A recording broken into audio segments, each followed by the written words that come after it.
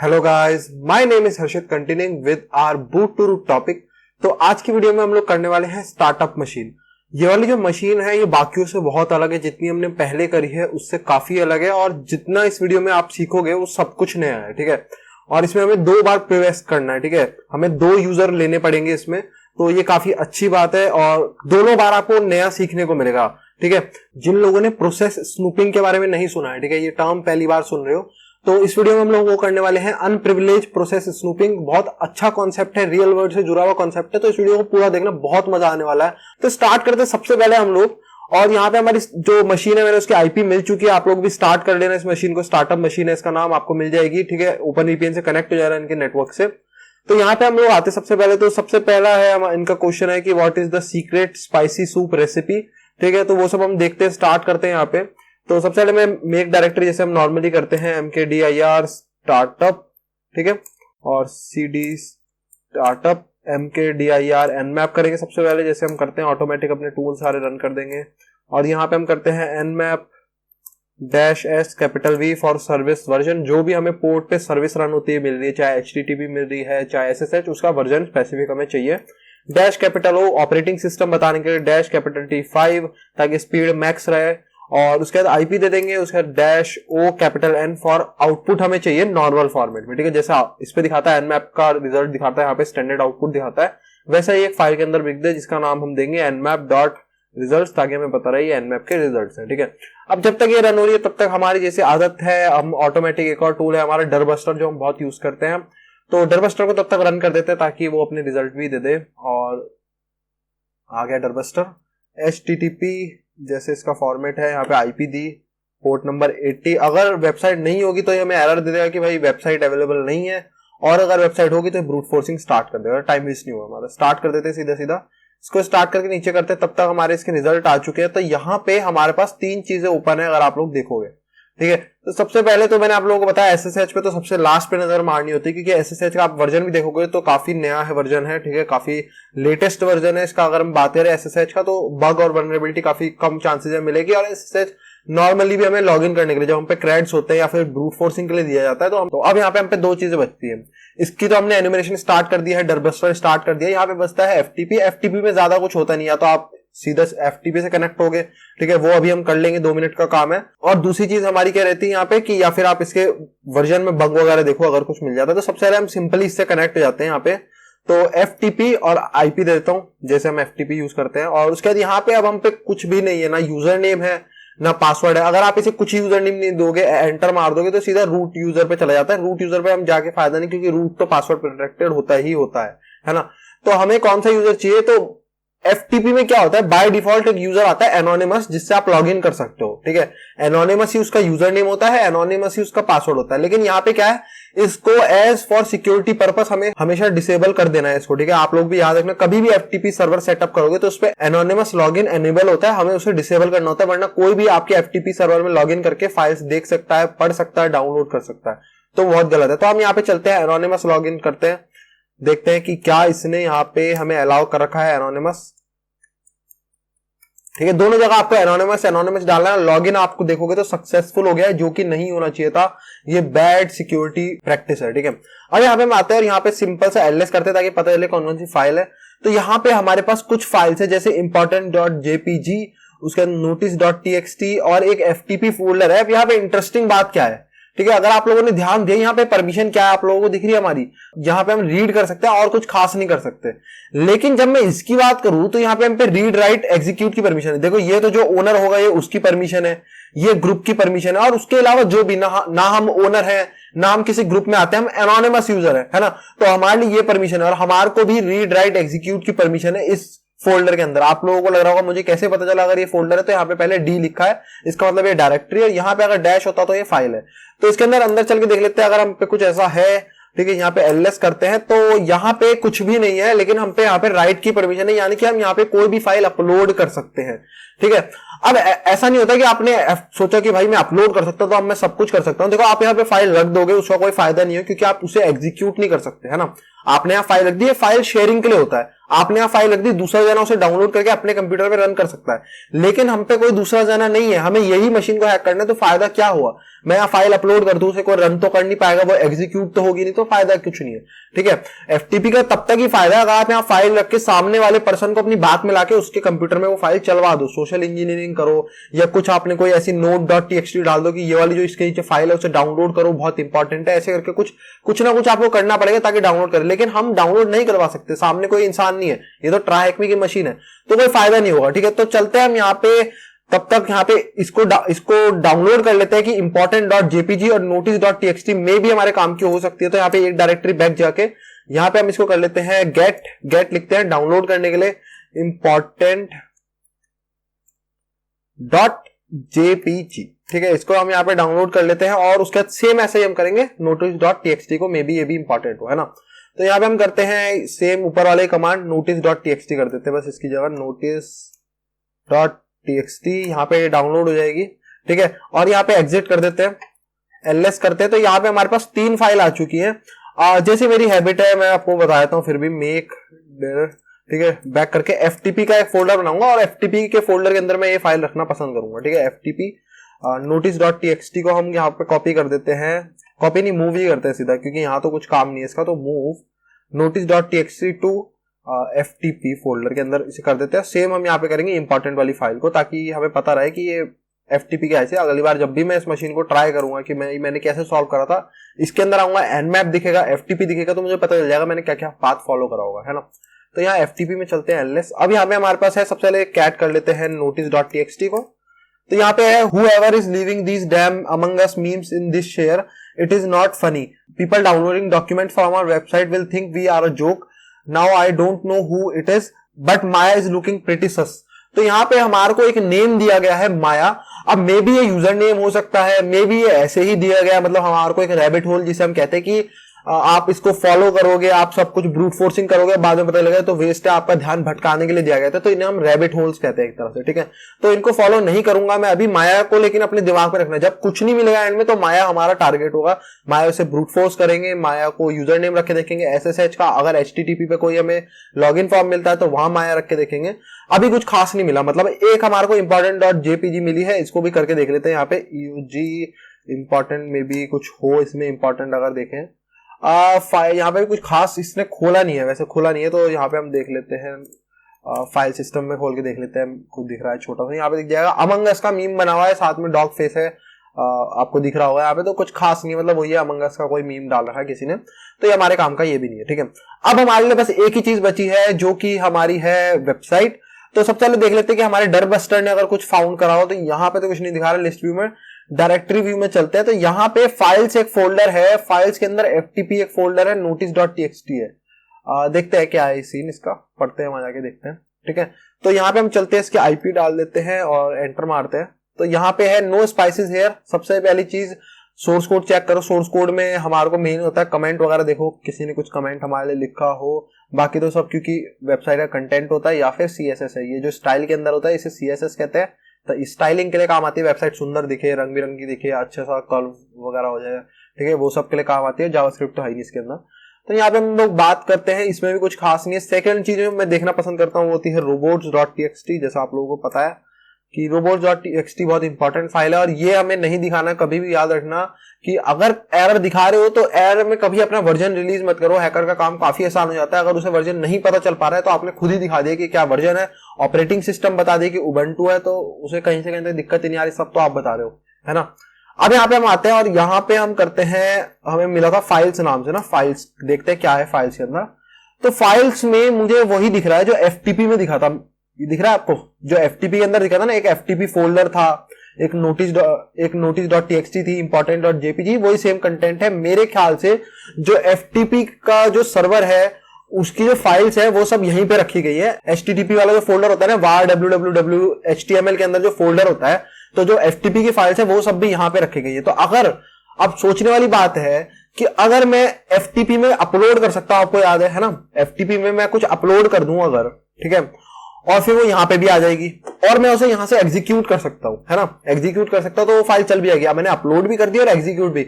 FTP execute नहीं कर सकता था, और अगर मैं यहाँ पे फाइल यहाँ पे मैं एग्जीक्यूट कर सकता था वेब पे, लेकिन मैं अपलोड नहीं कर सकता था। अब हमने दोनों चीजों को कंबाइन कर दिया, मैं एफटीपी से अपलोड करूंगा और यहाँ वेब सर्वर से उसे रन करूंगा। तो ऐसी कौन सी चीज है जिसको वेब सर्वर रन कर सकती है? कॉमन फाइल्स HTML को रन कर सकती है, कोई फायदा नहीं, ठीक है। जावास्क्रिप्ट को कर सकते हैं, कोई फायदा नहीं, क्लाइंट साइड पे है वो सारी।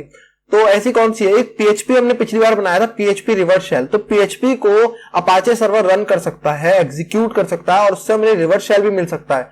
तो सेम वही करते हैं, हम क्या करते हैं, FTP से अपना जो रिवर्स शेल है PHP वाला वो अपलोड कर देते हैं और यहां आके उसे एग्जीक्यूट कर देते हैं और हमें रिवर्स शेल आ जाएगा। तो यहां पे आपको थोड़ा दिमाग लगाना है, यही है असली दिमाग लगाने वाली चीज है। अभी तक आपने बच्चों वाली मशीन करी कि आपको डायरेक्ट चीजें मिल जाती थी और आपने कर ली।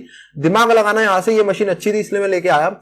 अब यहाँ पे आते हैं और स्टार्ट करते हैं अपनी जो हमने सोचा है, जो हमने बिल्ड करा है, एजम्पशन ली है, उसको ट्राई करते हैं। मे बी फेल भी हो सकती है ना। तो यहाँ पे हम आते हैं और FTP के अंदर ही हम, तो हमें FTP में ही अपलोड करनी है। तो यहाँ पे मैं कॉपी कर लेता हूँ, अपनी होस्ट के अंदर रखता हूँ मैं सारी ऐसी जितनी भी मेरे को चाहिए होती है इंपॉर्टेंट। उसका नाम था reverse.php, ठीक है। उसको यहाँ पे कॉपी कर लेते हैं, ls कैट करके दिखाता हूँ मैं आप लोगों को। reverse.php, ये reverse.php आपको मिल जाएगी, आप गूगल पे सर्च करना PHP रिवर्स शेल, आपको पेनटेस्टर मंकी का सबसे पहला ही मिल जाएगा और उसे डाउनलोड कर लेना। बस आपको काम क्या करना है, यहाँ पे आपको आईपी चेंज कर लेनी है, जो ट्राईहेक्मी की आईपी वो डालनी है और ये पोर्ट जो भी आप दोगे, यहाँ पे कुछ भी रैंडम पोर्ट दे सकते हो, लेकिन इसको याद रखना क्योंकि आप लेसन भी इसी पोर्ट पे कर रहे होगे, है ना। तो अब इसको यहाँ पे हम FTP में अपलोड कर देते हैं, ठीक है। यहाँ पे हम करते हैं FTP कनेक्ट हो जाते हैं, यहाँ पे हम FTP से एनोनिमस, ठीक है, पासवर्ड भी एनोनिमस, यहाँ पे हमने पासवर्ड भी एनोनिमस दे दिया। अब हमें करना है पुट, गेट था डाउनलोड करने के लिए, हम गेट लिखते हैं कमांड डाउनलोड करने के लिए, और पुट कमांड लिखते हैं पुट करने के लिए, यानी कि यहाँ पे हमें अपलोड करने के लिए, ठीक है। अब यहाँ पे अगर मैं पुट करूंगा तो कोई फायदा नहीं है क्योंकि हम पे परमिशन नहीं है इस डायरेक्टरी के अंदर। हमें परमिशन किसके अंदर है? FTP के अंदर है, राइट की परमिशन, है ना। तो हमें पहले उस डायरेक्टरी के अंदर जाना पड़ेगा, FTP, ठीक है, CD FTP, यहाँ पे हम आ गए। अब यहाँ पे करूंगा पुट reverse.php यहाँ पे, और यहाँ पे सक्सेसफुली अपलोड हो चुकी है। अब हमें इसे एग्जीक्यूट नहीं कर सकते। FTP में ऐसा कोई कमांड नहीं कि जिससे आप PHP फाइल, कोई फाइल एग्जीक्यूट कर पाओ। अपलोड कर सकते हो, डाउनलोड कर सकते हो, एग्जीक्यूट नहीं कर सकते। एग्जीक्यूट इस PHP फाइल को कौन कर सकता है? Apache server.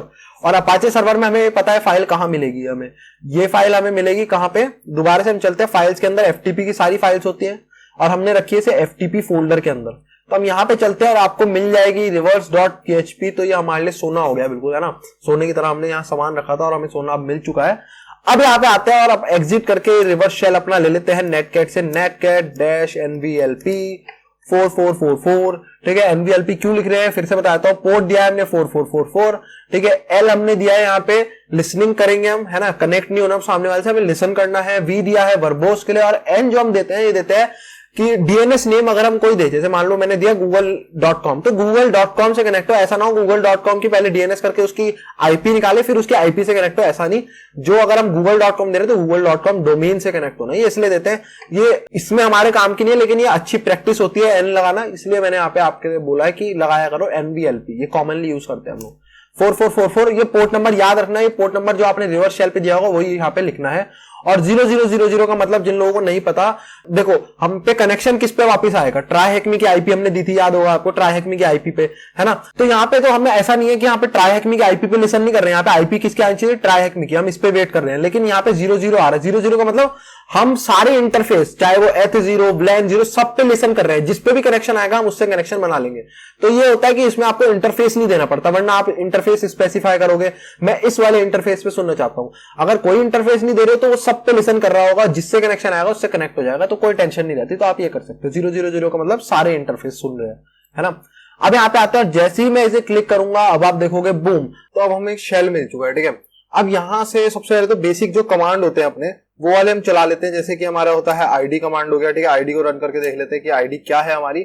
आईडी हमारी www डेटा, तो ये अच्छी प्रैक्टिस है बेसिकली, ठीक है। www डेटा पे इसने जो अपना अपाचे सर्वर है वो www डेटा यूजर पे चलाया हुआ है, तो इसको बहुत कम प्रिविलेजेस होते हैं। यही अगर ये रूट पे चलाता सोचो, और हमें RCE मिल गया है ना, हमने रिमोट कोड एग्जीक्यूशन करा, हमें सर्वर का शेल मिल गया हमें, और अगर ये रूट यूजर पे चला रहा था तो हमें रूट यूजर का शेल मिल जाता। लेकिन अब हमें बहुत नीचा यूजर होता है www डेटा, ना इसको सूडो की परमिशन होती है, ना कोई फालतू की परमिशन होती है राइट वगैरह की फाइल्स पे, तो बहुत तरीके से सेफ रहता है। तो आपको हमेशा लो प्रिविलेज यूजर को, ऐसे जो एफटीपी सर्वर रन कर रहे हो, एचटीटीपी सर्वर रन कर रहे हो, तो ये बहुत लो यूजर पे चलाया करो, जिससे अगर कभी किसी को आरसीई मिल जाती है, यानी कि आपका शेल किसी को मिल जाता है दूसरे हैकर को, तो बहुत लो प्रिविलेज यूजर का मिलेगा, तो उसे प्रिविलेज एस्केलेशन करना पड़ेगा। मे बी ऐसा हो सकता है कि पहले एक यूजर को हैक करे फिर रूट यूजर को हैक कर पाया, है ना, क्योंकि डायरेक्ट रूट यूजर को हैक करना हार्ड होता है, क्योंकि काफी सारी चीजें देखनी पड़ती है। सेम इस मशीन में भी हम ऐसा करने वाले, रूट यूजर हम डायरेक्ट हैक नहीं कर सकते, हमें पहले एक नॉर्मल यूजर हैक करना पड़ेगा जिसपे थोड़ी ज्यादा परमिशन हो, एक नॉर्मल यूजर हो जो यूजर ने क्रिएट करा है। ये तो बहुत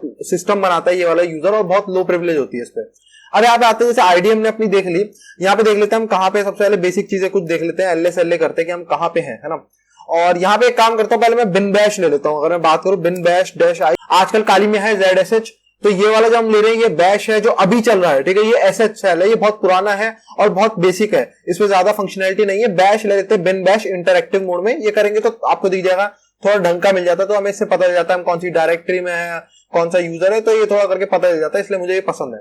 अब यहाँ पे आता है तो आप लोगों को अलग से ही नजर पड़ेगी कि यहाँ पे ये वाली जो फाइल है रेसिपी वाली, इसको कैट कर लेते हैं रेसिपी को, क्योंकि ये हमारी फाइल है, मतलब इसका जो ओनर है वो www डेटा है, तो इसको कैट आउट कर लेते हैं रेसिपी को। और यहाँ पे टैब वर्क नहीं कर रहा है, इसको याद रखना है, तो यहाँ पे नाम लिखना पड़ेगा। तो यहाँ पे ये जो इंग्रेडिएंट, जो हमारा पहला क्वेश्चन था जो उसने पूछा था, क्या स्पेशल इंग्रेडिएंट क्या है जो सूप में डालते हो, तो वो लव है, वो लव यहाँ पे लिखा हुआ है, उसी को हमें फिलअप करना है वहां पे जाके, ठीक है। इसको अभी करते हैं थोड़ी देर में। और यहाँ पे आते हैं, और यहाँ पे एक दूसरी चीज भी है जिसका नाम है इंसिडेंट्स नाम से, और ये डायरेक्टरी है। यहाँ डी दिख रहा होगा आपको पहले, यहाँ डायरेक्टरी है। अगर ये डैश होता तो मुझे पता चल जाता है ये फाइल है, लेकिन ये डी है तो इसका मतलब डायरेक्टरी है। तो इसके अंदर सीडी करते हैं इंसिडेंट्स नाम से, ठीक है। एलएस करते हैं यहाँ पे, और हम देखते हैं यहाँ पे है suspicious.pcapng। तो अगर आप लोगों ने आज से पहले pcapng वाला एक्सटेंशन नहीं देखा है तो मैं आप लोगों को बताता हूँ क्या फाइल है। बेसिकली देखो, सिंपल सी बात है, हर कंप्यूटर आज के टाइम पे नेटवर्क से जुड़ा है, चाहे वो इंटरनेट है, चाहे आप अपने लोकल वाईफाई से जुड़े हो, चाहे मोबाइल के हॉटस्पॉट से नेटवर्क से जुड़े हो, तो हमारे बीच में पैकेट्स फ्लो होते रहते हैं, नेटवर्क के बीच में पैकेट्स फ्लो हो रहे हैं। आपको चैटिंग कर रहे हो तो पैकेट्स में जा रहा है चैट, जो हमारी चैट है वो पैकेट्स के बीच में जा रही है, पैकेट्स में होके, ठीक है। या फिर आप कुछ डाउनलोड कर रहे हो तो पैकेट्स के फॉर्म में आ रहा है, तो सब कुछ पैकेट्स का होता है। तो अगर आप चाहो कि मैं उस नेटवर्क के बीच में जो कुछ भी हो रहा है, जो भी पैकेट्स का फ्लो हो रहा है, उसे एक फाइल के अंदर सेव कर लूं, तो ऐसा आप कर सकते हो वायरशार्क टूल की मदद से। और भी टूल आते हैं, वायरशार्क बहुत फेमस है इसके लिए, ठीक है। तो आप वायरशार्क से सारे पैकेट्स कैप्चर कर सकते हो, ठीक है, और उन पैकेट्स को एक फाइल के अंदर एक्सपोर्ट कर सकते हो, सेव कर सकते हो, जिसका एक्सटेंशन होता है pcapng या फिर pcap, दोनों होता है। तो वायरशार्क की एक फाइल का एक्सटेंशन है जिसके अंदर पैकेट सेव होते हैं नेटवर्क के। तो अगर कोई बात कर रहा होगा नेटवर्क पे तो हम उसकी बात रिकॉर्ड कर सकते हैं, कुछ डाउनलोड कर रहा होगा, ठीक है, तो कुछ भी जो नेटवर्क के बीच में हो रहा है वो सब इस फाइल के अंदर सेव हो जाता है। तो ये हमारे काम की फाइल हो सकती है, ठीक है। तो इसे हमें अगर अपने कंप्यूटर में भेजना हो तो जैसे टेक्निक से अभी हमने शेल लिया है, उसी टेक्निक से इसे अपने कंप्यूटर पे भी हम भेज सकते हैं। अभी हमने क्या करा, अपने कंप्यूटर से एफटीपी में अपलोड करा, ठीक है, और उसके बाद वहां वेब सर्वर से जाके डाउनलोड कर दिया। अब हम इसे क्या करेंगे, वेब सर्वर में इस कंप्यूटर से अपलोड करेंगे और अपने कंप्यूटर में एफटीपी से डाउनलोड कर लेंगे। बहुत ईजी था, जिन लोगों को समझ नहीं आया मैं फिर से बताता हूं। देखो, सीपी करेंगे हम इसको, जो ये फाइल है सस्पिशियस, इसकी स्पेलिंग गलत ना हो तो मैं क्या काम करता हूं, कॉपी पेस्ट मार लेता हूं, ठीक है। और इसको हम कहां पे करेंगे, वार के अंदर, www के अंदर, HTML के अंदर, यहाँ पे सारी फाइल्स होती है वेब सर्वर की, ठीक है। और इसको अगर आप चाहो तो यहाँ पे हम फाइल्स के अंदर एफटीपी वाले फोल्डर के अंदर भी रख सकते हो, चाहे आप यहाँ पे भी रख दो HTML के साथ, तो आप सीधा वेबसाइट से इसको विजिट कर सकते हो, या फिर आप चाहो तो फाइल से FTP फोल्डर के अंदर रख दो, तो हम FTP से भी इसको डाउनलोड कर सकते हैं, ठीक है। तो यहाँ पे मैं इसको कॉपी कर देता हूँ यहाँ पे, ठीक है, और यहाँ पे कॉपी हो गई है। अब हमें क्या करना है, बस वेबसाइट पे जाना है, ठीक है। और यहाँ पे अब मैं इसको दोबारा से अगर खोलूंगा तो आपको दिख जाएगा यहाँ पे ये फाइल आ चुकी होगी, ठीक है। यहाँ पे आप जाओगे तो यहाँ पे आपको मिल जाएगी ये suspicious.pcapng। तो इसको या तो आप यहाँ से क्लिक करके डाउनलोड कर सकते हो, या अपने कंप्यूटर से ही FTP से भी इसे डाउनलोड कर सकते हो, ठीक है। तो यहाँ पे इसको एग्जिट तो नहीं करते, अभी ये वाला शेल हमारे पे रख के रखते हैं, बेसिकली आगे कुछ काम आ जाए मे भी, ठीक है। तो यहाँ पे हम एक नया टर्मिनल खोल लेते हैं, ठीक है, इसको बड़ा करते हैं, और यहाँ पे हम क्या करते हैं, FTP और वो जो IP है हमारी, ठीक है, ये वाली जो IP है, इस IP पे चलते हैं और यहां से डाउनलोड कर लेते हैं वो वाली जो pcapng फाइल है, ठीक है। एंटर मारते हैं, एनोनिमस, ठीक है, पासवर्ड भी एनोनिमस, और यहाँ पे हम आ चुके हैं इसके अंदर। अब यहाँ पे हमें करना है CD FTP फोल्डर के अंदर हमारी फाइल थी, LS करोगे तो आपको यहाँ पे मिल जाएगी वाली फाइल। तो यहाँ पे बस हमें करना है गेट, डाउनलोड के लिए गेट कमांड लिखते हैं, फाइल का नेम दो, और ये डाउनलोड हो जाएगी हमारे लोकल कंप्यूटर के अंदर, ठीक है। एग्जिट करते हैं और यहाँ एग्जिट, ठीक है, LS करते हैं, तो हमारे पास ये फाइल आ चुकी है। अब हमें बस क्या करना है, इसको वायरशार्क में खोलना है। तो बाकी सब मैं आपको बताता हूँ कैसे वायरशार्क में इन पैकेट्स को पढ़ते हैं। इन पैकेट्स को पढ़ना आसान नहीं होता, ये ऐसा नहीं होता नॉर्मल तरीके में लिखे होते हैं कि भाई ये ऐसा नहीं है। हर चीज लेयर्स के अंदर डिवाइडेड होती है पैकेट्स के अंदर। मान लो एक आईपी की लेयर है, एक मैक एड्रेस की लेयर होती है, एक जो पेलोड जो मेन हमारा कंटेंट है, जो चैट हो रही है, जो डाउनलोड हम कंटेंट कर रहे हैं, एक उसका होता है, तो वो मेन सेक्शन होता है। ठीक है, जो बाकी सारी लेयर्स होती है वो उसके ऊपर लगाई जाती है कि एक आईपी की लेयर लगा दी, एक सेशन की लेयर लगा दी, एक मैक एड्रेस की लेयर लगा दी। जो हमारा मेन कंटेंट है उसे हम बेसिकली पेलोड बोल सकते हो आप उसे, जो हमारा मेन पेलोड है हमें उसे पढ़ना है। तो अगर उसको पढ़ना है तो आपको क्या लिखना है यहाँ पे, एक्सपेंड ऑल कर दो तो सारी लेयर्स एक्सपेंड हो जाएगी। जैसे फ्रेम लेयर है, इंटरफेस आईडी वगैरह यहाँ लिखा है। ठीक है, यहाँ पे इंटरनेट प्रोटोकॉल लेयर है, वर्जन 4 IPv4 लेयर है ये हमारी। ठीक है, तो अलग अलग लेयर्स होती है, टीसीपी लेयर हो गई ये वाली।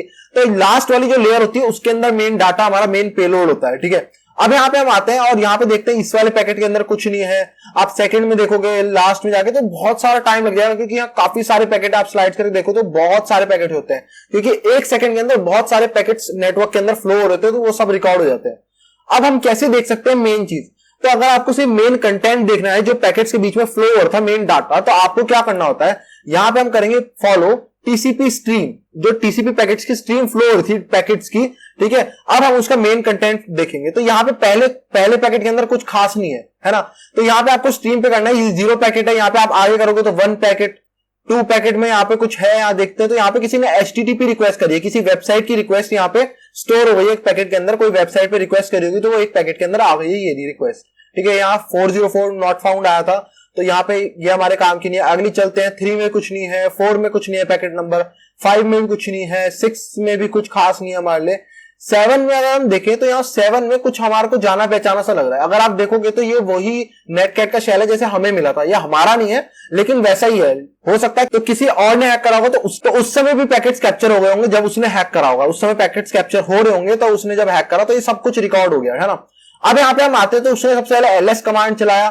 ठीक है, और आपको दिखेगा इंसिडेंट फोल्डर यही है, recipe.txt यहीं पे है। तो बेसिकली ये वही वाला कंप्यूटर है, हमें ये तो प्रूफ हो गया, उसी कंप्यूटर की फाइल है, ये पैकेट्स उसी कंप्यूटर से रिकॉर्ड करे गए हैं। ठीक है, अब यहाँ पे आते हैं फिर से LSLA। ठीक है, और उसके बाद LSLA में देखे तो वही सब है। उसके बाद यहाँ पे इसने whoami करा है, www डेटा यूजर है। उसके बाद इसने TTY शेल लिया है पाइथन से, जैसे हम लोगों ने पिछली कुछ वीडियोस में लिया। ठीक है, उसके बाद यहाँ पे CD करा इसने, LS करा और कुछ खास नहीं है। यहाँ पे एक यूजर है CD लेनी, ये लेनी यूजर के पास गया है। ठीक है, हम भी देख लेते हैं अगर यहाँ पे कोई ऐसा यूजर है। और यहाँ पे हम चलते हैं CD होम के अंदर चलते हैं और यहाँ LS करते हैं, तो यहाँ पे एक यूजर है लेनी नाम से। हम भी देख लेते हैं क्या है इस यूजर की फाइल्स के अंदर। तो परमिशन डिनाइड है, हम लोग नहीं जा सकते। ठीक है, तो वापस से चलते हैं वायरशार्क के पास यहाँ पे। ठीक है, और यहाँ पे आप देखोगे तो यहाँ पे भी इसको भी परमिशन डिनाइड आया, सेम जैसे हमारे को आया था, क्योंकि ये भी www डेटा यूजर था जैसे हमने देखा। ठीक है, उसके बाद इसने LS करा, फिर से इसने CD करने की कोशिश करी, परमिशन डिनाइड आया।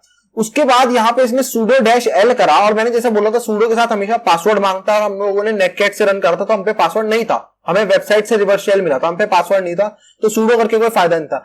लेकिन यहाँ पे इसने पासवर्ड प्रोवाइड करा है, तो ये काम का हो सकता है। इसे कॉपी कर लेता हूं पहले मैं। और यहाँ मेन देखने वाली चीज है कि यहाँ पे सॉरी ट्राई अगेन आया, इसका मतलब ये पासवर्ड गलत है। ठीक है, उसके बाद यहाँ www डेटा पे दोबारा ट्राई करा, खाली ब्लैंक ट्राई करा, फिर दोबारा से ये पासवर्ड। अगर ये 2 बार इस पासवर्ड को ट्राई कर रहा है तो ये श्योर था कि ये पासवर्ड है। लेकिन अब यहाँ मेन मुद्दा आता है कि यहाँ पे जब गलत अटेम्प्ट दिखा रहा है तो मे बी ऐसा हो सकता है कि ये लेनी यूजर का पासवर्ड हो और ये www डेटा में ट्राई कर रहा हो, क्योंकि वो भी एक हैकर है, उसे कहीं से भी पासवर्ड मिला होगा, वो ट्राई कर रहा है। ठीक है, ये हमारे काम का हो सकता है। इसे कॉपी कर लेते हैं। ठीक है, इसे कॉपी कर लिया मैंने पासवर्ड को, Ctrl+C जैसे नॉर्मल कॉपी होता है वैसे कर लेते हैं। कैट etc पासवर्ड करा, एग्जिट कर गया, कुछ खास नहीं था। तो हमारे को बस यहाँ पे एक पासवर्ड मिला है, मे बी ये काम कर सकता है, मे बी नहीं कर सकता। तो हमारे पास एक यूजर नेम पहले से ही है लेनी करके। ठीक है, हमारे को एक पासवर्ड मे बी पॉसिबल है, हो सकता है, तो ये मिला है, तो ट्राई करने में क्या दिक्कत है, SSH करके देख लेते हैं, ज्यादा से ज्यादा मना ही तो करेगा ना। तो सारी पॉसिबिलिटीज ट्राई करो। ठीक है, तो यहाँ पे हम आते हैं और SSH मारते हैं। SSH उसका यूजर का नाम था, ये शायद से पक्का नहीं है मुझे, और IP क्या थी, IP है मशीन की 10.10.103.203 10.10.103.203 ये IP थी। और यहाँ पे हम SSH यस करते हैं, पासवर्ड डालता हूँ, एंटर मारता हूँ, देखते हैं। और यहाँ पे मेन बात देखने वाली क्या है कि हम लोग लॉग इन कर चुके हैं, वो पासवर्ड सही था, वो लेनी यूजर का था। वो कोई जना बेवकूफ होगा, उसे पासवर्ड तो मिला, उसे लेनी यूजर का मिला, लेकिन उसने सोचा वो www डेटा का पासवर्ड है, वो ट्राई करता रहा। जबकि वो पासवर्ड था लेनी यूजर का और वो प्रिविलेज एस्केलेशन कर सकता था उस पासवर्ड के थ्रू, लेकिन उसने इतना दिमाग नहीं लगाया, उसने एग्जिट कर दिया। ठीक है, अब यहाँ पे आते हैं, यहाँ पे हम, ठीक है, और यहाँ पे अब हम करते हैं बिन बैश कर देता हूँ। पहले मैं बिन बैश यानी कि थोड़ा अच्छा शेल ले लेता हूँ, बिन बैश को डालता हूँ, ये एसएच वाला शेल है। और डैश आई इंटरएक्टिव मोड यानी कि नॉर्मल सा जैसे आता है इंटरएक्टिवली आ गया है, थोड़ा अच्छा सा दिखता है शेल मेरे को। अब यहाँ पे एलएस करते हैं और यहाँ पे हमारे को यूजर डॉट टीएक्सटी, सबसे पहले तो एक फ्लैग तो मिल ही गया कम से कम, और यहाँ टैब काम कर रहा है, सबसे अच्छी बात ये है। इसे कॉपी कर लेते हैं यहाँ पे हम और पेस्ट कर देते हैं, तो हमारा एक और काम सबमिट हो गया। ठीक है, अब यहाँ पे आते हैं, यहाँ पे और कुछ चीजें भी हैं जैसे कि स्क्रिप्ट्स हैं, ये सब क्या है देख लेते हैं। डायरेक्टरी है या फुल डायरेक्टरी है, फाइल है, तो ये बेसिकली यहाँ पे डायरेक्टरीज हैं, तो इसके अंदर चल के देख लेते हैं डॉक्यूमेंट्स के अंदर कुछ स्पेशल हमारे लिए लिखा हो अगर, तो 3 चीजें हैं यहाँ पे कैट के स्टार। ठीक है, तीनों चीजें कैट कर लेते हैं। यहाँ पे क्या क्या है, तो I got banned from library for moving C programming language book into the horror section. Is there a way I can appeal Lenny? ठीक है, उसके बाद यहाँ पे शॉपिंग लिस्ट दी हुई है एक, उसके बाद यहाँ पे एक रिमाइंडर है टॉक टू इंक्लाइनेंट about our lacking security, hire a web developer, delete incident logs. तो कुछ खास नहीं है, बस हाँ ये है कि ये वाली चीज maybe are rabbit hole भी हो सकते हैं कि हम लॉग्स पढ़ने लग जाएं कंप्यूटर के अंदर, या फिर एक पॉसिबिलिटी हो सकती है कि हम इसकी मदद से प्रिवेस्ट कर पाए, लॉग्स के अंदर कुछ इंपॉर्टेंट मिल जाए। तो हमारे पे एक चीज आ चुकी है जो लास्ट के लिए हम रखेंगे। ठीक है, लास्ट के लिए रखेंगे, पहले मैनुअल खुद से करो जो आपको लगता है कि हो सकता है। जैसे सबसे पहली चीज sudo -l, क्योंकि हम पे पासवर्ड है। ठीक है, यहाँ एंटर मारता हूं पासवर्ड को और देखते हैं कि मे बी हम पे पासवर्ड कॉपी तो करा हुआ था मैंने, मे बी परमिशन नहीं होगी, जो भी सीन रहा पता नहीं, पासवर्ड नहीं ले रहा है, तो शायद हम sudo नहीं रन कर सकते इस मशीन पे। ठीक है, तो sudo की पॉसिबिलिटी खत्म। नेक्स्ट आता है हम जो SUID बिट बहुत कोशिश करते हैं, SUID बिट की है ना, तो SUID बिट यहाँ पे हम सबसे पहले फाइंड करते हैं। ठीक है, फाइंड कमांड से SUID बिट वाली बाइनरीज ढूंढते हैं। SUID बिट क्या ओनर के प्रिविलेजेस से चलेगी। अगर किसी फाइल पे रूट ने SUID बिट सेट कर दी और उसको कोई भी यूजर चलाएगा, एग्जीक्यूट करेगा, तो रूट के प्रिविलेजेस से चलेगी। तो यहाँ पे हम फाइंड करते हैं और यहाँ पे हम देखेंगे परमिशन जिसकी 4000 हो। SUID बिट की परमिशन 4000 होती है। ठीक है, और उसके बाद यहाँ पे हम आते हैं और यहाँ पे हम करते हैं टाइप हमें चाहिए फाइल चाहिए, डायरेक्टरी नहीं ढूंढनी हमें।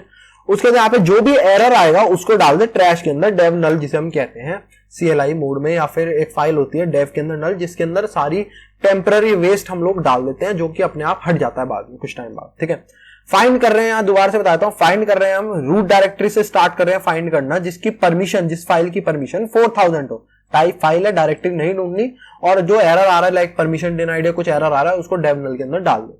ठीक है, यहाँ पे हम फाइंड कर लेते हैं, अगर हमें कुछ इंपॉर्टेंट या खास ऐसा कुछ मिल जाए, देखते हैं कि यहाँ पे हमें ऐसा कुछ मिलता है, क्योंकि ये सारी तो कॉमन है, जितनी आ रही है ना ये आपको अपने कंप्यूटर पे भी सिस्टम पे मिलेगी, ये सब कॉमन है।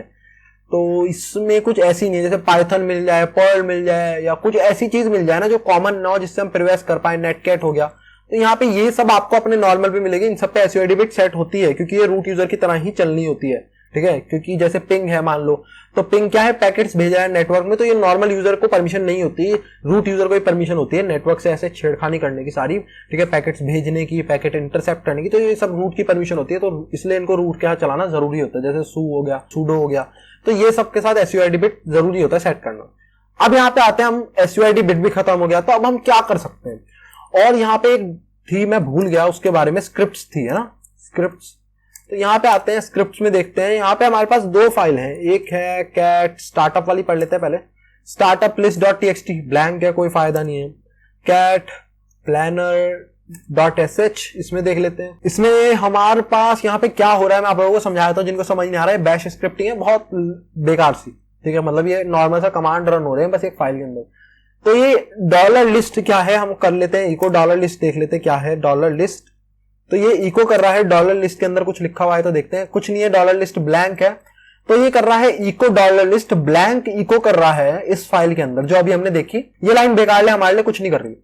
सेकेंड लाइन है, यहाँ पे ये एक फाइल को रन कर रही है ETC के अंदर print.sh। अब यहाँ पे मेन बात ये है, अगर इस फाइल के अंदर हम कुछ राइट कर पाए, रूट की तरह चला पाए, पहले परमिशन देखनी पड़ेगी हमारे को, परमिशन क्या क्या है बेसिकली तब, क्योंकि ये रूट की फाइल है मेरे ख्याल से ना, तो ये रूट की फाइल है। सबसे पहली बात हमारे लिए काफी आसान हो गई अब चीज, है ना।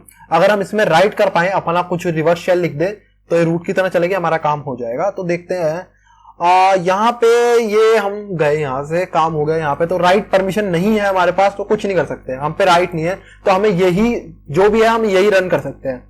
अब हमारे पास एक पॉसिबिलिटी बचती है कि अगर ये वाली जो भी फाइल है print.sh के अंदर कुछ भी लिखा है, अगर हमारे पास इसके अंदर राइट परमिशन हो, तो हम इसके अंदर लिख देंगे, क्योंकि रूट इससे फाइल को चला रहा है, ठीक है, और रूट की परमिशन से यही वाली फाइल भी चल जाएगी अंदर से, तो अगर हमें फिर तो भी रिवर्स शेल मिल जाएगा बेसिकली, है ना। तो यहाँ पे कैट करके देख लेते हैं etc पहले लिखा क्या है इसके अंदर, ये पढ़ लेते हैं।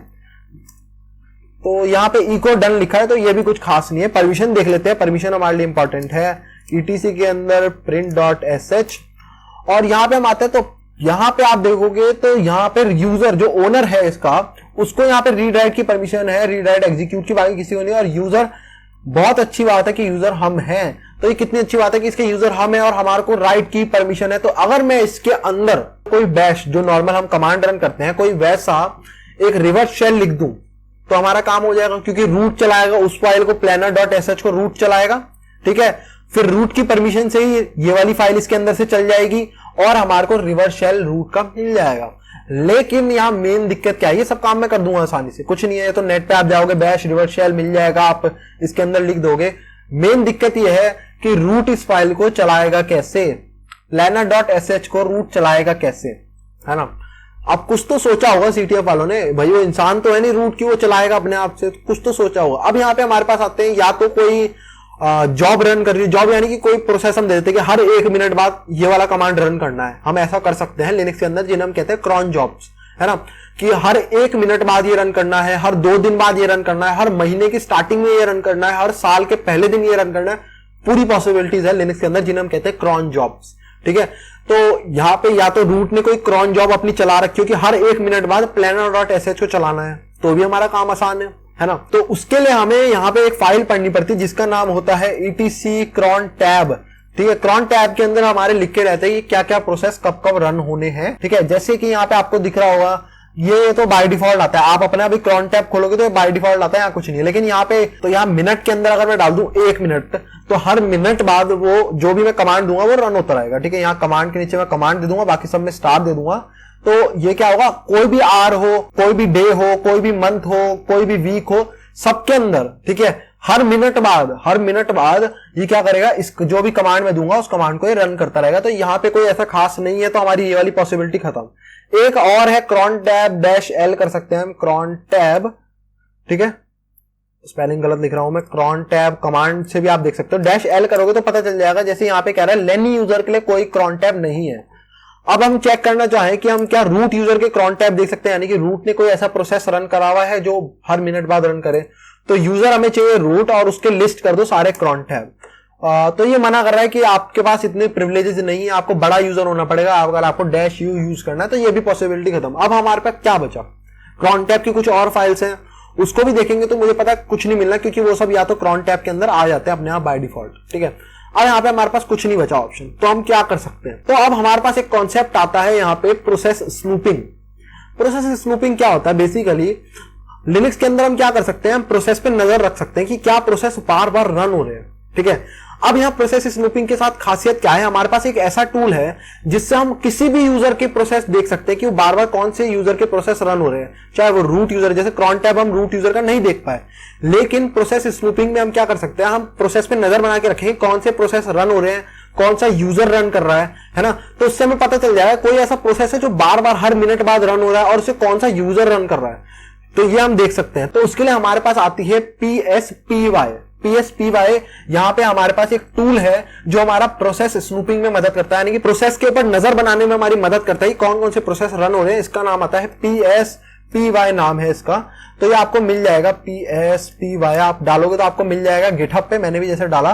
तो यहाँ आओगे तो आपको मिल जाएगा मॉनिटर लिनक्स प्रोसेसेस, ठीक है, यहाँ पे लिखा है अनप्रिविलेज लिनक्स प्रोसेस स्नूपिंग, यानी कि हम उन प्रोसेसेस को सुन सकते हैं, हम उन प्रोसेसेस को देख सकते हैं कि कौन से प्रोसेस रन हो रहे हैं। और यहाँ पे लिखा है अनप्रिविलेज, यानी कि इसमें जरूरी नहीं कि आप रूट ही हो, कोई भी यूजर होगे तो भी आप प्रोसेस पे नजर रख सकते हो, तो इंपॉर्टेंट है। तो हम पे cron tab तो है नहीं, तो आप प्रोसेस पे नजर बना सकते हैं। कोई ऐसा प्रोसेस है रिपीटेडली चल रहा हो, ऐसा प्रोसेस हो सकता है ना कोई, तो हम इसको देखते हैं। तो आप यहाँ पे 64 बिट वाली जो बाइनरी है इसको डाउनलोड कर लो, ठीक है। तो यहाँ पे 64 वाली बिट वाली आपको मिल जाएगी, इसे डाउनलोड कर लो, मेरे पे ऑलरेडी डाउनलोडेड है, ठीक है। तो अब हमें इसको इसके अंदर पहुंचाना पड़ेगा, हमें प्रोसेस किसके देखने हैं, इस वाली के देखने हैं ना, इस मशीन के। तो इसके अंदर हमें ये वाली फाइल को पहुंचाना पड़ेगा। तो wget नहीं कर सकते आप ट्राई हैक में भी, आप सोचो wget से डाउनलोड कर लो। तो वही वाला तरीका जैसे हमने सोचा है, जैसे हमने पिछली बार भी करा, हम क्या करेंगे FTP पे हम वहां पे राइट परमिशन है तो इस वाली बाइनरी को अपने कंप्यूटर में डाउनलोड करेंगे, इनके FTP वाले सर्वर में रख देंगे और फिर वो var के अंदर, www के अंदर, HTML के अंदर, फाइल्स के अंदर, FTP के अंदर आ जाएगी, वहां से हम लोग रन कर देंगे उसे। सिंपल सा था, थोड़ा सा कॉम्प्लेक्स था फोल्डर का नाम, बाकी सब कॉम्प्लेक्स नहीं था, सिंपल था। ठीक है, तो ये मेरे पे ऑलरेडी डाउनलोडेड है, तो मैं चलता हूं अपने ही पीसी पे। ठीक है, अब हमारे www डेटा का तो कुछ काम नहीं है, एग्जिट कर देते हैं यहाँ पे हम, एग्जिट। ठीक है, और यहाँ पे अब मैं क्या काम करता हूँ, FTP में उसको कॉपी कर लेता हूँ, यहाँ पे cp होस्ट लिनक्स एस्केलेशन। ठीक है, और यहाँ पे मेरे पास होगी PSPY नाम से, PSPY 64 बिट वाली, मुझे यहाँ पे कॉपी करनी है ना, ls करूंगा तो यहाँ पे आ गई।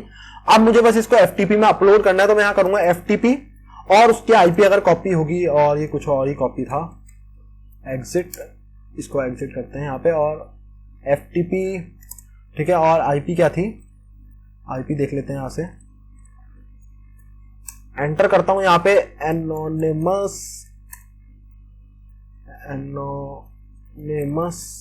है ना। अब यहाँ पे हम आते हैं और यहाँ पे हम करेंगे पुट करनी है, पहले CD कर देते हैं FTP के अंदर, और यहाँ पे हम करते हैं पुट, और यहाँ पे हम उस फाइल का नाम था PSPY 64 नाम से थी, है ना। और यहाँ पे सक्सेसफुली हमने यहाँ पे कमांड रन हो गया, काफी मेरे ख्याल तो 2 या 3 MB की फाइल है शायद, तो इसलिए थोड़ा सा टाइम लेगी, लेकिन हो गया है ना। अब यहाँ पे आते हैं, तो उसको कॉपी करके हम टेम्प फोल्डर में रख देते हैं, क्योंकि टेम्प पे हमारे पास रीड राइट एग्जीक्यूट तीनों की परमिशन होती है, तो हमारे को कोई टेंशन नहीं होती परमिशंस की, अगर हम उसको टेम्पररी फोल्डर में रख देंगे। तो अगर आपको कोई फाइल डाउनलोड करनी हो, कोई लिखनी हो कभी भी किसी मशीन के अंदर, तो टेम्प फोल्डर में जाओ, वहां सब कुछ कर सकते हो, है ना। तो हम उसको कॉपी कर लेते हैं, कहाँ आई थी वो फाइल, कहाँ होगी, var के अंदर, www के अंदर, HTML के अंदर फाइल्स नाम का फोल्डर था, उसके अंदर FTP के अंदर, और उसका नाम था PSPY 64 को कॉपी कर लेते हैं टेम्प के अंदर।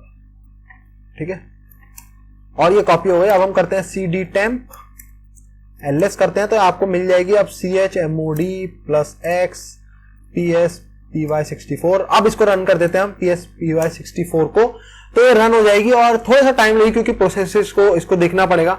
ठीक है, और ये रन हो गई है, वैसे तो इतना ज्यादा टाइम नहीं लिया। यहाँ पे आपको सारे प्रोसेस दिख जाएंगे, तो इसको पढ़ना मैं बता देता हूं कैसे पढ़ना है। ठीक है, यहाँ पे देखो UID का मतलब यूजर आईडी, यूजर आईडी 0 का मतलब क्या हुआ, रूट की यूजर आईडी सिर्फ 0 होती है, यानी कि सबसे पहला यूजर रूट होता है जिसकी UID 0 होती है। हर यूजर आईडी मिलती है, हर यूजर को एक यूजर आईडी मिलती है। ठीक है, जो यूजर हमने क्रिएट करे हैं, जो हम जाते हैं, मैंने अपने नाम का एक यूजर क्रिएट कर लिया, उनकी क्या होती है आईडी 1000 या उससे ज्यादा होती है। और जो सिस्टम क्रिएट करता है यूजर बाय डिफॉल्ट, रूट हो गया, www डेटा हो गया, इन सब की आईडी क्या होती है 1000 से कम होती है। तो हमें एक डिफरेंशिएशन मिल जाता है कि यूजर ने अकाउंट्स कौन से बनाए हुए हैं, उन सबकी UID 1000 से ज्यादा होगी, और जो सिस्टम ने बनाया है उनकी 1000 से कम होगी, तो डिफरेंशिएशन हो जाता है। तो ये 0 UID यानी कि ये सारे रूट के प्रोसेस है जो रूट रन कर रहा है। ठीक है, इसमें हमारे काम का अभी तक कोई नहीं, जैसे ये सर्विसेज रन कर रहा है, लेकिन हमारे काम का कुछ नहीं है। यहाँ आपको दिखेगा तो 1002 एक यूजर है, ये मेरे ख्याल से हम ही है, शायद ये हमारा यूजर होगा, तभी ये दिखा रहा है, क्योंकि हमने ही रन करा है PSPY 64। ठीक है, ये हमारा यूजर है जिसकी आईडी 1000 से ज्यादा है। देखो ये हमारा यूजर है, लेनी यूजर, इसने खुद बनाया होगा तो इसकी ज्यादा है, तो PSPY 64 को रन कर रहा है यहाँ पे। तो आपको दिखता रहेगा। नीचे चलते हैं, सबसे लास्ट में कुछ इंपॉर्टेंट प्रोसेस, और अगर आप यहाँ नजर डालोगे तो यहाँ पे आपको दिख रहा होगा, इन पे नजर रख के रखो। देखो यहाँ पे क्या रन हो रहा है, देखो ध्यान से, planner.sh जो हमें फाइल रन करनी थी, planner.sh रन होगी तो वो etc के अंदर print.sh को रन करेगी। और print.sh के अंदर हम राइट परमिशन है हमारे पास, तो हम उसके अंदर अपना बैश वाला जो रिवर्स शेल है वो लिख देंगे, और बूम हमारे को रिवर्स शेल मिल जाएगा। ये देखो ये प्रोसेस दोबारा रन हो रहा है, तो ये बार बार रन कर रहा है, UID रूट ही रन कर रहा है, इसे बार बार इस प्रोसेस को रन कर रहा है, हर मिनट बाद, मिनट का अंतर होगा, जितना भी देख लेना अंतर कितना आ रहा है, तो अप्रॉक्स हर मिनट बाद इसे रन कर रहा है। तो अब बस हमारे को लिखना है और वेट करना है 1 मिनट, और हम पे रिवर्स शेल आ जाएगा रूट का। तो देखो प्रोसेस स्नूपिंग क्या चीज है, हम रूट के प्रोसेस को भी देख पा रहे हैं कि रूट क्या प्रोसेस रन कर रहा है, और फिर हमने फायदा उठा लिया। अब हमें पता चल गया, अब इसको Ctrl+C करते हैं, इंटरप्ट कर देते हैं। ठीक है, और अब हम यहां पे जाते हैं और लिखते हैं bash reverse shell, bash reverse shell. आप यहां लिखोगे तो आपको यहां पे मिल जाएगा पेलोड ऑल थिंग्स का मिल जाएगा, सही है। इनका भी पेंटेस्टर मॉन्की का नीचे है, वो भी यूज कर सकते हो, कोई दिक्कत नहीं, TCP वाला यूज करना है। ठीक है, और यहाँ पे हम आते हैं, और इसको अब हम क्या कर देंगे, कहां पे लिख सकते हैं, हमारे पे लिखने की परमिशन थी, इको कर देते हैं इसको हम। ठीक है, इको, और यहाँ पे इको कर दिया उसने, ये रन नहीं करना था 4242 के अंदर, और यहाँ पे IP चेंज कर देते हैं। मेरी जो ट्राई हैक में की IP है मुझे वो चाहिए, है ना, तो यहाँ पे मैं करता हूँ एग्जिट IF config, ठीक है। और यहाँ पे मेरी TryHackMe की IP है ये वाली, और 10.9.1859 ये मेरी TryHackMe की IP है। और पोर्ट नंबर 4242 आपको जो भी रखना है, 4444 मत रखना, क्योंकि वो पहले से ही अगर आपने लिस्निंग मोड पे रखा होगा, वैसे तो हमने ब्रेक कर दिया है, रख सकते हो। अगर आप लोग www डेटा से कनेक्ट हो 4444 पोर्ट नंबर पे, तो दोबारा यूज मत करना, एक पोर्ट एक ही के साथ यूज हो सकता है, ठीक है, बार बार नहीं कर सकते। तो 4242 दे देते हैं, इसे कोई दिक्कत नहीं है। ये बैश का रिवर्स शेल है। बैश को इंटरएक्टिवली, बैश को जैसे हम कर रहे थे बिन बैश, इंटरएक्टिवली उसका इनपुट आउटपुट जो है वो यहाँ पे डेव टीसीपी के अंदर एक यहाँ पे फाइल बन जाएगी मेरी आईपी की और मेरे पोर्ट नंबर की, ठीक है। ये बेसिकली ये क्या होता है, ये हमारे से कनेक्शन बनाएगा, ठीक है, हमारे से कनेक्शन बनाएगा और यहाँ पे बैश इंटरएक्टिवली हमारे को शेयर करेगा। तो जो भी हम इनपुट देंगे वो जाएगा वापस वहां एग्जीक्यूट होगा, और जो आउटपुट आएगा वो वापस हमारी स्क्रीन पे आएगा। तो ये प्रोसेस रन करेगा इससे, ठीक है। अब यहाँ पे हम आते हैं, इको कर रहे हैं इसको, और यहाँ पे इसको इको करना है हमें ETC के अंदर और print.sh के अंदर, ठीक है। यहाँ पे print.sh, तो अब हम इसे कैट करके देख लेते हैं। ETC के अंदर print.sh को कैट करके देख लेते हैं, तो हमारा रिवर्स शेल जो है वो जा चुका है। अब हमें बस 4242 पोर्ट नंबर पे लिसन करना है, netcat-nvlp बता चुका हूँ किस लिए, इसी वीडियो में बता चुका हूँ। nvlp लिसन कर रहे हैं हम 4242 पोर्ट नंबर पे, वर्बोस मोड पे, और DNS लुकअप नहीं करना है। google.com दिया तो google.com रहे, ठीक है। अब बस हमें वेट करना है 1 मिनट या उससे कम के लिए, ठीक है, और हमारे पे रिवर्स शेल जो है वो आ जाएगा। तो अब हम जो वेट कर रहे हैं, बस एंड में अब हम इसका वेट कर रहे हैं कि तो जैसे ही रूट इसको रन करेगा, ठीक है, इस स्क्रिप्ट को रन करेगा planner.sh को, तो इसके अंदर क्या है, planner.sh के अंदर लिखा हुआ है कि भाई तू etc print.sh को रन कर, ठीक है, और उसको रूट की तरह रन होगी। और उसके अंदर हमने यहाँ पे डाल ही दिया है कि हमारा जो शेल है, ठीक है, बैश का जो शेल है वो रन हो जाएगा उसके थ्रू, और हमारे को क्या मिल जाएगा, यहाँ पे हमारे को रिवर्स कनेक्शन जो है वो आ जाएगा। थोड़ा सा टाइम लग सकता है, मतलब 1 मिनट से ज्यादा आपको नहीं लगने वाला। 1 मिनट बाद वो प्रोसेस जैसा हमने देखा वो रन हो रहा है, तो 1 मिनट के अंदर आपको वो मिल जाएगा। तो हमारे को जो है रूट का शेल मिल चुका है। थोड़े से इंतजार के बाद मेरे ख्याल 20-30 सेकंड लगे होंगे, और उसके बाद यहाँ ls करोगे तो आपको दिख जाएगा root.txt। तो बस हमें करना है cat root.txt, और हमारे को हमारा लास्ट फ्लैग जो है वो मिल जाएगा। हमने इस मशीन को पूरा कर लिया, और इस मशीन में मेरे ख्याल से आपको काफी कुछ सीखने को मिला होगा यार। ये मशीन काफी अलग थी, ठीक है, और हर कुछ नया था इस मशीन के अंदर। 2 बार प्रिवेस करा और यहाँ पे थैंक यू कह के हमारे को लास्ट वाला जो हमने सबमिट कर दिया है, कांग्रेचुलेशन, हमने ये जो मशीन है पूरी सॉल्व कर लिया। आई होप सो आपको वीडियो पसंद आई होगी। So please like the video, subscribe the channel. Thank you and good bye.